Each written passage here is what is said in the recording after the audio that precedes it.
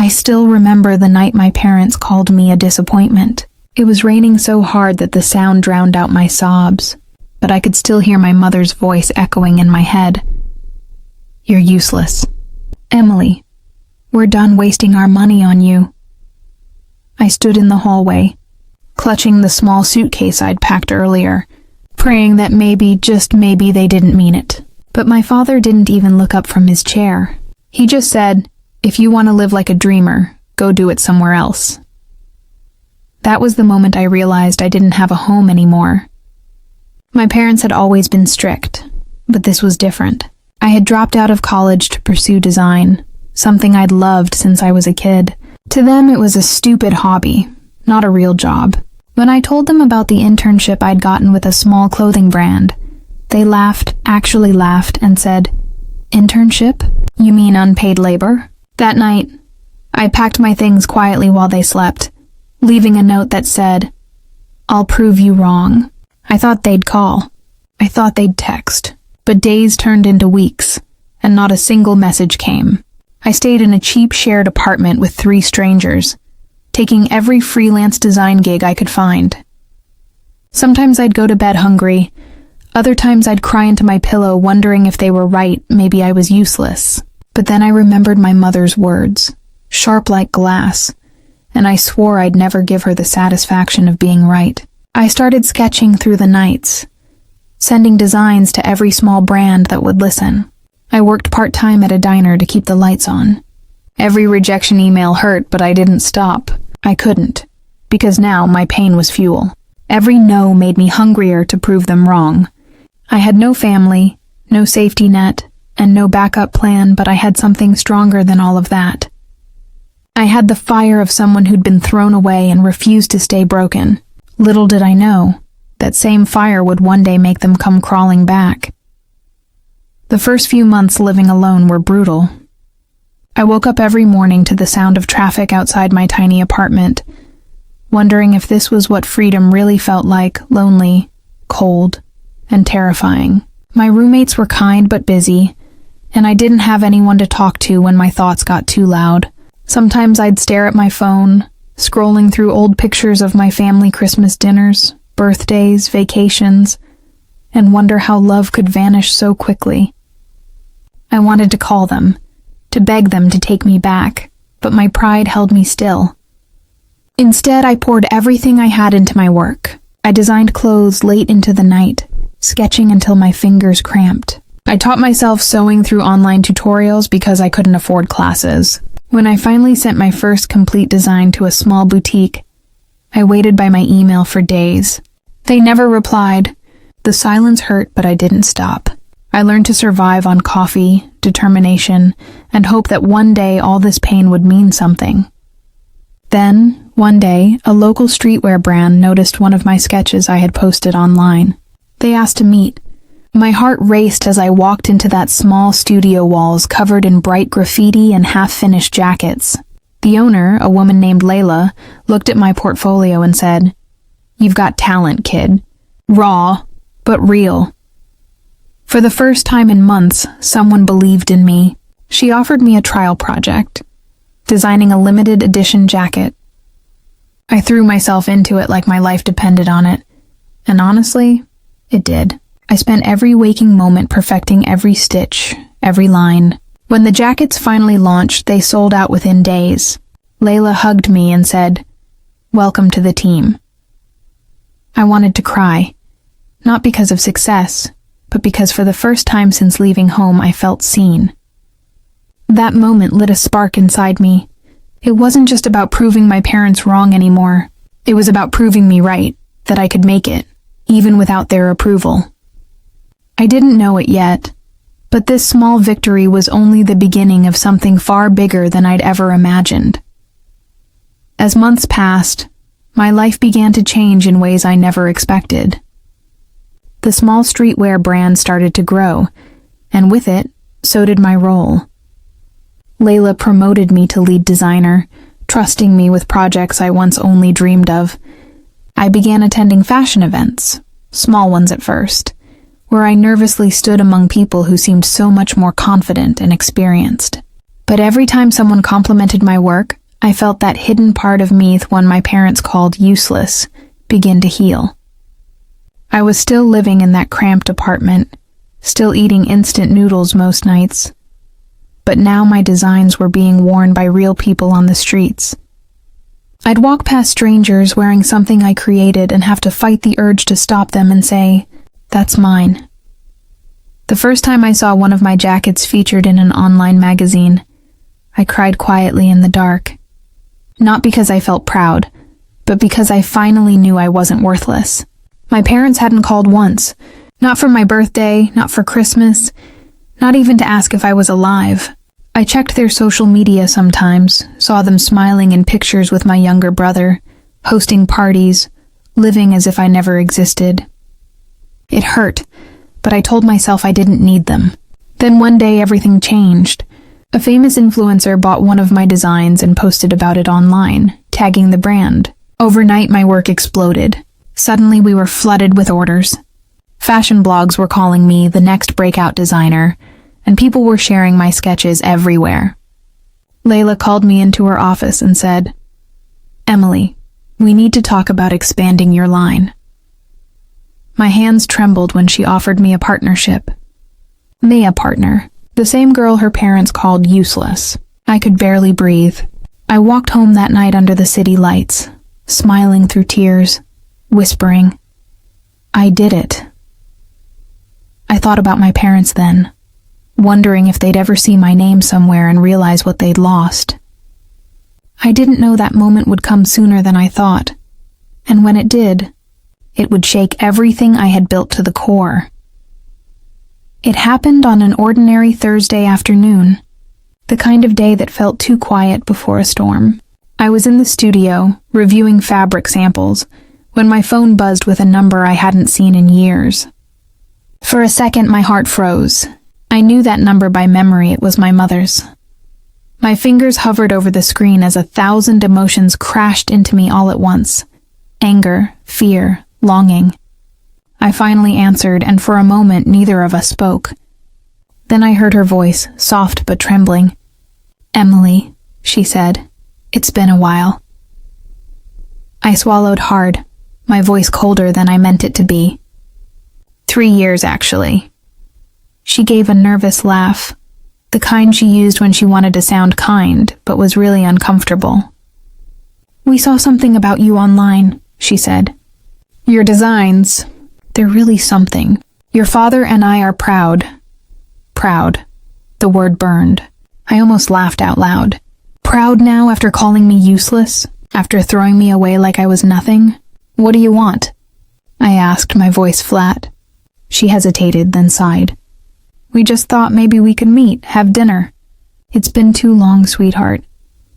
I wanted to hang up, but part of me, some fragile, broken part, wanted to hear her say more. "Where's Dad?" I asked. She hesitated again before saying, "He's here. He wants to see you too." I could hear him in the background, saying something I couldn't make out. My chest tightened. "I'll think about it," I muttered and ended the call. I stared at the phone for a long time after that, trying to process the wave of emotions. The same people who told me I'd never make it were now reaching out because they'd seen my success online. It was like all my pain had suddenly turned into proof, and they wanted to claim it. I didn't tell anyone about the call, not even Layla. That night, I lay awake staring at the ceiling, torn between curiosity and resentment. A part of me still wanted their love, but another part whispered that I didn't owe them anything. I didn't know it yet, but meeting them again would open old wounds I thought had healed. 3 days later, I finally agreed to meet them. I don't know why. Maybe it was curiosity. Maybe some small, foolish hope that they had changed. We decided on a quiet restaurant near the old neighborhood, the same place we used to go for family dinners when I was a kid. As I walked in, the smell of roasted garlic and bread brought back a flood of memories that I wished I could erase. My parents were already there, sitting at a corner table. My mother looked almost the same except for the faint lines around her eyes. My father, though, had aged his hair grayer, his face more tired. When they saw me, they both stood up awkwardly. "Emily," my mom said, smiling nervously, "you look different." "Successful," my father added quickly, like he wanted credit for noticing. I sat down, forcing a polite smile. The silence between us was heavy. For a moment, no one spoke. Finally, my mother leaned forward and said, "We've been following your work. You're everywhere now. We're proud of you." I took a sip of water, keeping my voice calm. "You mean now that I'm useful?" Her smile faded. "That's not fair," she said softly. "We were just worried. You threw away a stable future for something uncertain." I looked her straight in the eye. "You didn't worry, you gave up on me." My father sighed, rubbing his temples. "Let's not start a fight. We just wanted to reconnect, that's all." But there was something in his tone that didn't sound like love. It sounded like guilt or maybe desperation. I asked casually, "So, how's everything at home?" My mom hesitated before answering. "We've had some tough times lately. Your father's business isn't doing so well." And there it was, the real reason they wanted to see me. Not love, not pride, need. I felt my stomach twist. I had dreamed of this moment so many times, imagining apologies, tears, maybe even forgiveness. But instead, it felt hollow, like every word they said had a hidden cost. "I see," I said quietly. My father cleared his throat. "Maybe we can work something out. You could invest, help us get back on our feet. It'd mean a lot to the family." Family. That word hit harder than any insult ever had, because now it was clear they only wanted me back because I was finally worth something. For a few seconds, I couldn't even respond. My heart pounded so loudly I could barely hear their words. It was like everything I had ever feared was true. They didn't miss me. They missed what I could give them. My father leaned back in his chair, pretending to sound casual, but I could see the tension in his jaw. "You're doing well now, Emily. A small loan would help us stabilize things. We'd pay you back, of course." My mother nodded quickly, adding, "You know your father worked hard his whole life. He just needs a bit of help to get through this rough patch." I stared at them, both of them avoiding my eyes. My mind flashed back to that night years ago, their cold faces, their cruel words, the door closing behind me. And now here they were, asking for money as if none of that ever happened. I laughed, but it came out broken, almost hysterical. "You kicked me out with nothing," I said, voice trembling. "You called me useless, said I'd never make it. And now that I have, you want me to fix your problems?" My mother looked hurt, but there was guilt in her eyes too. "We didn't mean it, honey. We were scared for you. Parents say things in anger." My hands shook as I placed my fork down. "No, you didn't just say things, you abandoned me." The restaurant had grown quiet around us, but I didn't care. My father's face hardened, the softness gone. "You're being dramatic," he snapped. "We're still your parents and family helps each other." I looked at him then, really looked. He wasn't sorry. He was entitled, confident I'd bend because I always used to. But I wasn't that girl anymore. "You're right," I said slowly, standing up. "Family helps each other. I just don't remember you being there when I needed help." My mother reached out, panic flashing in her eyes. "Emily, wait, please. We just want to make things right." I shook my head. "No, you want money, and I'm done being your backup plan." I walked out before they could say another word, my chest aching but my spine straight. Outside, the cold wind hit my face, and for the first time, I realized that freedom didn't always feel good, but it always felt right. When I got home that night, I collapsed on the couch, shaking. I wasn't crying from sadness anymore. It was anger, relief, and disbelief all tangled together. After years of silence, that was how they chose to come back into my life. I replayed the conversation in my head over and over, trying to find any hint of sincerity, any glimpse of the parents I once loved. But there was nothing.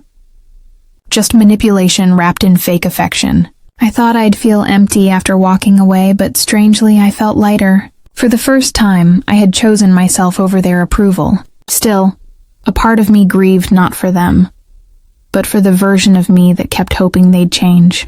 The next few weeks were a blur. The brand kept growing faster than any of us expected. We had investors reaching out, new collaborations, even international offers. Layla often said, "Emily, this is your moment. Don't let anyone dim it." And I didn't. I poured everything into my work, channeling every wound, every rejection, every scar into something beautiful. But then, one evening, I received an email that stopped me cold. It was from my younger brother, Daniel the Golden Child, the one they kept close while pushing me away. His message was short. "Emily, I don't know if you'll read this, but Mom's not well. Dad's business is gone. Please come home. They need you." My chest tightened. I wanted to ignore it, to delete it and move on, but my fingers wouldn't let me. That night, sleep wouldn't come. Every time I closed my eyes, I saw my mother's tired face at that restaurant, the guilt in her voice. Maybe she really was sick. Maybe it wasn't all manipulation this time. I hated that my heart still cared. The next morning, I sat in front of my sketchbook, but I couldn't draw. My mind was somewhere else back in that house I swore I'd never return to. I told myself I didn't owe them anything, yet part of me whispered that walking away forever might haunt me. After hours of battling with my thoughts, I finally packed a small bag. I didn't know what I was walking into, but I knew one thing, this time, I wasn't coming back as the broken girl they threw away. The drive back to my hometown felt surreal.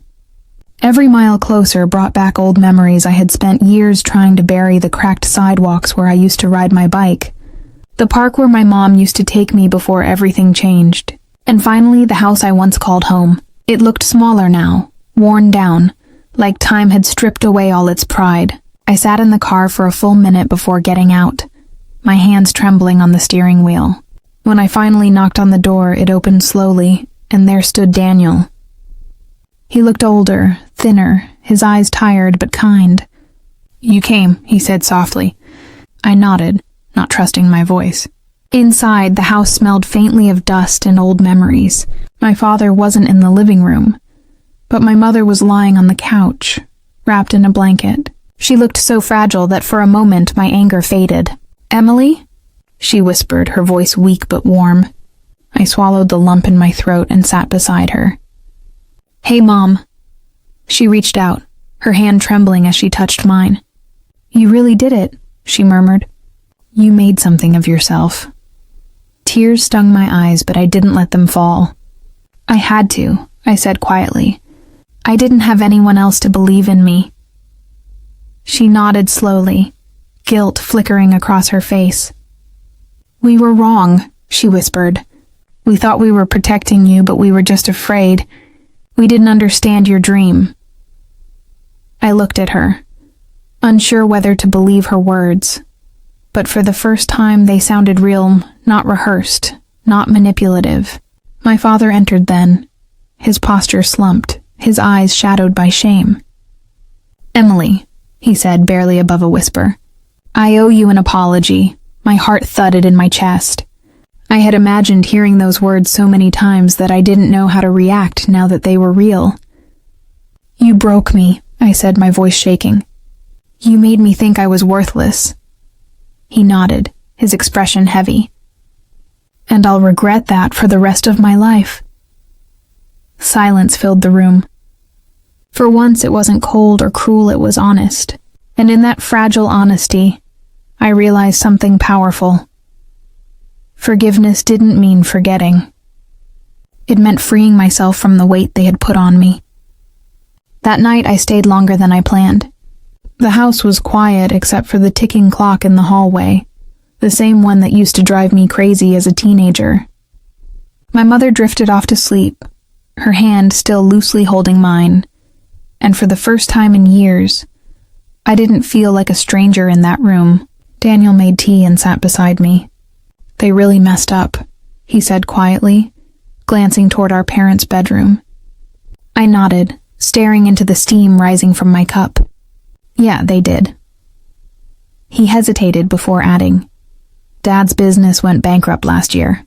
He's been trying to fix things, but it's bad. They were too proud to tell you. I let out a slow breath. Pride seems to be a family trait. He gave a small, sad smile. They were wrong, Em. They treated you unfairly, but they've been paying for it in their own way. I didn't respond right away. I just looked around the house, the peeling wallpaper, the dim lights, the silence that used to be filled with shouting. It wasn't the same place I left, and neither were the people in it. The next morning, I cooked breakfast, something I hadn't done there in years. My mother smiled faintly when she smelled the food, whispering, "You always used to burn the toast." I laughed, and it felt strange, almost foreign. My father joined us, quiet but calm, and for once, there was no tension, just fragile peace. As we ate, my dad finally said, "We don't deserve your kindness, but thank you for coming." I looked at him, really seeing the man beneath the pride. "I didn't come for revenge," I said softly. "I came because I needed closure." He nodded, eyes glistening, and for the first time in my life, he didn't hide his emotions. When I left later that afternoon, my mother hugged me tightly, whispering, "I'm proud of you, no matter what." This time I believed her. Driving away, I didn't feel anger or regret. I felt peace.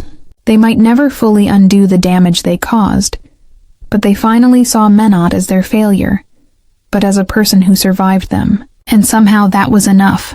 I realized then that success wasn't about proving them wrong anymore. It was about proving to myself that I could heal. A year passed after that visit, and life moved forward in ways I never expected. My brand had grown beyond anything I could have dreamed. International features, collaborations with major designers, even a small boutique of my own. People called me an overnight success, but I knew the truth. It wasn't overnight. It was built from years of being underestimated, broken, and forgotten. My parents called from time to time now, not to ask for money or favors, but to simply talk. Sometimes my mom would send pictures of the garden, blooming again after years of neglect. My dad, humbled by everything that happened, began working part-time at a local hardware store. It wasn't much, but he said it felt good to earn something honest again. We weren't the picture-perfect family, and we never would be, but the anger between us had softened into something almost peaceful. One evening, I stood backstage before my first solo fashion show, my heart pounding as the lights dimmed and music filled the air. Models wore my design pieces born from pain, resilience, and hope. Layla squeezed my shoulder and said, "Look at you now, Emily. This is just the beginning." As the first model stepped onto the runway, the audience erupted in applause. I thought of all the nights I'd cried alone, all the words that once cut me down, and realized that every wound had shaped the woman standing here today. After the show, I went outside, away from the noise and flashing cameras, and looked up at the night sky. My phone buzzed. It was a message from my mother. Just 3 words, "We love you."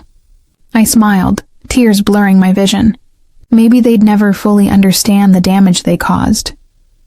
But they were trying, and that was enough for me to stop hating them. I finally understood that healing wasn't about revenge or proving my worth. It was about choosing peace over pain. I built a life they once said was impossible, not to spite them, but because I refused to let their disbelief define me. I'm not that broken girl with a suitcase anymore. I'm the woman who turned rejection into purpose. And as I walked back into the light of my own success, I whispered to myself, "They called me useless, but I made myself unstoppable."